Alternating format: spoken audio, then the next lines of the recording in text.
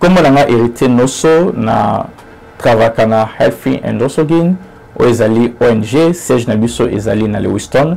to travakana domaine ya santé publique pour nous sensibiliser communauté na biso sur la santé. To ebi que coronavirus ezali ko déranger monde mobimba particulièrement biso en États-Unis et puis ba habitants ya état Yémen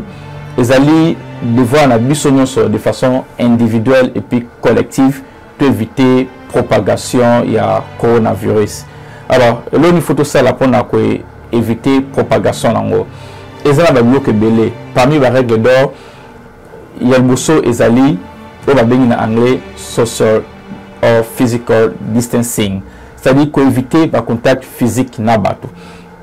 Et ça la montre musus or paraître en bonne santé, azana ba symptômes té mais avec coronavirus même si on a ba symptômes ya maladie on peut contaminer muto. Alors pour éviter que na ba rencontre na tiba feti kokutana ba camarade ou vous allez se retrouver dans nombre belé parce que risque ezali ya contamination. Le cas mingi peut au fanda na katandako. Alors ce qui jamais est arrivé pour une raison ou une autre aux obligés aux aller en contact na muto. Respecter et cas ya 1m80 entre eux na muto ou buruza nae pembeni.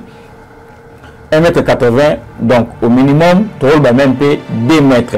Éviter même qu'on puisse avoir ag micro pour te commis même système au pc monde ga muto pc ka ag ka na ndenga musika. Donc c'est quelque chose tu éviter ba contact physique. Ce qui aux en pour ça ya ko consolato ya ko ta inti dans babengi ko etenue le cas où utiliser papier mouchoir donc ça va papier mouchoir na poche na yo ce qui au sali yango au couvrir zolo na munoko na papier mouchoir aussi ici au boîte on a poubelle na fulu après au sokoli maboko na yo ce qui aux en papier mouchoir te et que au lingi au consolato au etenue le cas au salango awawa raison salango awawa to awa ezaka bandwa o ezala vraiment mingi na contact na bat sauf ce que za kana bébé to o yambara o samba sana bat ba beaucoup ndum te en contact mingi na bat et à part ça ce qui wana o salwa ka so za na papier mouchoir te et puis tant moto etenuaka ba gouttelette ba soyi ba soyi emoro et pendant la surface tous ali les amis ko pangwisa yango ya elom supona ko éviter tobi que naturellement nous avons l'habitude de retoucher misu na biso bazolo biso na biso to évitaka ko touchaka yango parce que le beaucoup ne kozala et toucher quelque part ils peut infecter tant aux temps beaucoup na misu na zolo ezali ko augmenter ba risque ya contamination na coronavirus. Autre chose ici ezali susu to zala na habitude ya ko nettoyaka ba surface ba biloko auto simba kamingi par exemple ba interrupteur nous avons l'habitude moko ya boma mwinda oza quelque part ba tebele ba simba ngo ba porte ma pango na biso to bandako na biso na ba entrée yo simba bo ezala mutu moko voisin na yo asimba comme peut-être cause la infecté et puis au travail kana musala ba clavier na yo cause na habitude ya ko nettoyer ngo na ba désinfectant to itisamique désinfectant au ba commis que ça contenir au moins donc au minimum 60% d'alcool. Et ça très important donc endroit nous sont tous en habitude de toucher en haut to c'est rassurant que tous ça désinfectant pour diminuer risque de contamination. Et là mususu ezali vraiment conseiller ko fan na kata ndako ce qui osa ko se sentir bien té c'est-à-dire le mot kala ya gravité benga docteur na yo to bengi bopito eza pembeni na yo ce ko na docteur té ko yo sabango le ko déranger yo ils appellent un numéro à benga ngo D11 numéro na kati États-Unis mobimba soza na problème au bengi bango ba pesaka conseil. Bon, c'est la raison pour laquelle bazo conseil mutu avant nan ce que malade des gravité avant qu'il l'hôpital ko bien un numéro wana ezali parce que on est en train d'éviter Barba s'est retrouvé grave un nombre très élevé directement dans quatre hôpital pour ceux qui vont se retrouver nombre très élevé risque à contamination et ils appellent ma casse pourtant peut-être que ça n'est comme moi rentre sous la gravité mais ceux qui ont se senti moi douleur à ma casse c'est-à-dire par exemple aux accoupés ma bienté le mot cas grave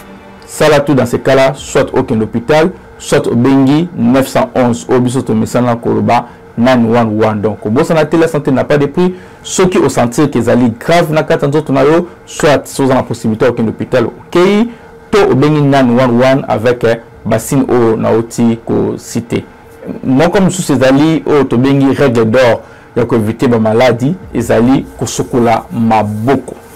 donc sokola maboko na yo pendant au minimum 20 secondes et non seulement que ce soit pendant au minimum 20 secondes mais aussi utiliser savon na maille ce que vous avez savon na maille on peut utiliser des désinfectants on a le besoin de contenir au minimum 20% d'alcool au sokoli maboko très bien pour éviter contamination. Il y a autre chose nanga qui n'a conseillé de konabiso particulièrement immigrants tu vois bien que coronavirus aux ali ko affecter pas seulement santé na biso mais ali ko affecter makamu et belé na kati vie na biso alors solution ezali pendant période par exemple ce qui est arrivé au perdre musala à cause de coronavirus ils en ont au babenga ngo unemployment insurance au tondo benga la kala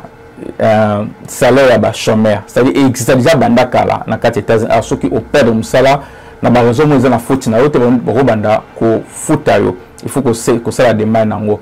mais cette fois-ci encore à cause de coronavirus bazu ba critère na bango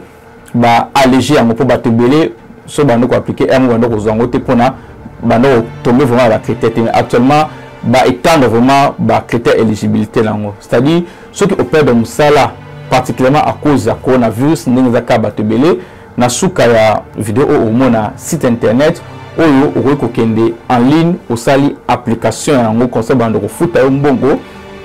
pendant période nyonso ozali ko sala te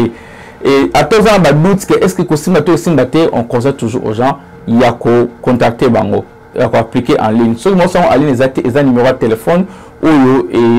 et ça la kana avant midi okokipe ko benga yango mais moins plus facile les ali ko sala yango na internet donc en employment insurance ezali recommandé ko sala ngo tozali pe na GA donc ceux qui opèrent de raison mbongo futa ndakute benga GA na yo rapidement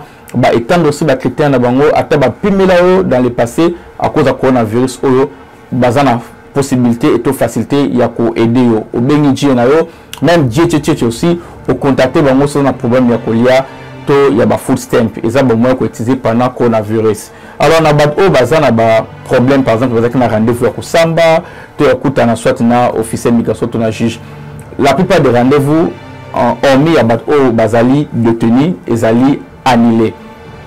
donc baté ba date tina mi avril euro et possiblement ba koza ko étendre ngol sus donc ce koza ki na rendez-vous considération minté mimi bortinda ba lettre pona oyiba rendez-vous sus ya sika ezandengeni alors ce qu'il faut faire ezani peut-être dans les prochains jours au la vidéo ce qui coronavirus est diminué bloc on a érosion na lango alors ce qu'il faut faire mais quand côté na site internet na bango au la est-ce que bata ba communiquer wana est-ce que zakara toujours annulé to ba reprendre yango to ko benga na kata numéro ya téléphone il y a juge aux anira il y a juge to il y a officier pour ne pas ceux qui rendez-vous les annulés mais en conclusion la plupart des rendez-vous pendant temps où il y a gravité ils allaient annuler nous avons rendez bloom sous tout ça on a besoin de tout ça là par exemple au changer adresse na yo na immigration au ça soit en ligne to ou imprimer papier au lancer yango au tindi yango to so on a besoin au ça l'application yango permet na yo donc on peut toujours remplir yango au tindi yango te biso so to bi à la dans les habitants amen na kata site internet na bango batie na ba langue nyonso ndenge nini okoki ko sala application demande ya permit à travers Yomoko donc moi aussi personnellement nous avons publié ma vidéo kaming te ndeni kosala ba application na yo moko o nyoso ezali parmi ba ressources o to ko utiliser na kata communauté na biso pendant problème oyo ya coronavirus ba ONG no soto kendaka ba pesa ba battre me ko kulia ba changer pe ba horaire na bango de robenga bona téléphone ba ko biso kenan tel jour aux en la possibilité de repérer sa biloko jour B donc tout rester soudé ce qu'on aider mon tout est pour ne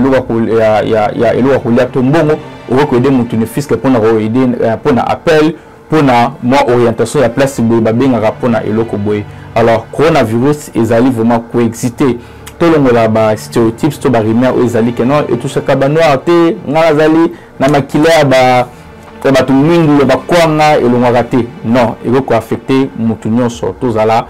prudent quel que soit pays na yo coronavirus ko affecter alors pour na ko éliminer yango esinga kaka yo ngai biso nyonso de manière individuelle et collective pour éviter propagation ya coronavirus ba malade grave ezala par exemple Ebola ezala kata RDC surtout Ebola tout ko sila ba peste ba grippe aviaire ezala alors ce que tous a soudé tout respecter car ba règle d'or pour éviter coronavirus lobby éthique appelle solo malade on a eleki donc tout rester en contact na souka bomona ba contact ezala même na vidéo en français pour na ba ressources nous tous ngo aux alentours na biso pour na ko utiliser et puis na ba ville na biso ba ressources na nyonso ezala na ba site internet bango ba publier ba document na ba français na ba langue nyonso ya ko benga et de façon générale tous en la préoccupation au début ko aux autres bateloni au sala 211 les animaux au benga ka et Dakar batu nyonso tolu zolu ka ko travailler de manière à ce que pour bon bazana système ya langue mais système ya langue wana et intervenir na ne bandité tout le cas moyen de façon c'est que ils a soko bengi kamba moko sur le bar français tout lingala ozana accès ya langue wana merci beaucoup.